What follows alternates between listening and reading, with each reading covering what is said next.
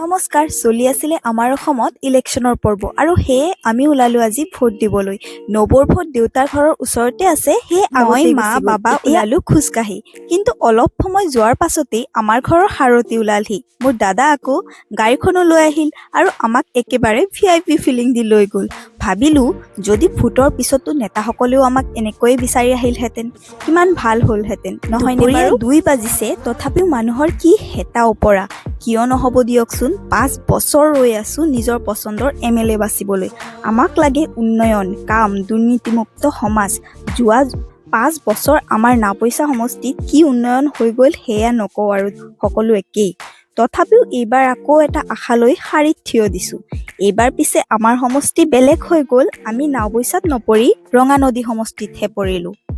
সমষ্টিটো সলনি হ'ল ঠিকেই, কিন্তু আমাৰ ভাগ্যখন কেতিয়া সলনি হ'ব সেইটোহে ডাঙৰ কথা।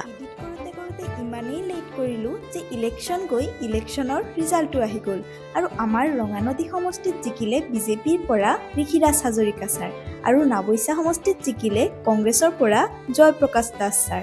গতিকে দুয়োলৈ দিছো মোৰ ফালৰ পৰা বিশেষ অভিনন্দন আৰু আশা ৰাখিম ইমান দিন যি হ'ল এতিয়া কংগ্ৰেছেই হওক বা বিজেপিয়েই হওক দুয়োখন সমষ্টিৰ উন্নয়ন যাতে দেখিব পাৰোঁ। গতিকে আজিৰ ব্লগত ইমানেই, লগ পাম আকৌ নেক্সট ব্লগত। Bye bye.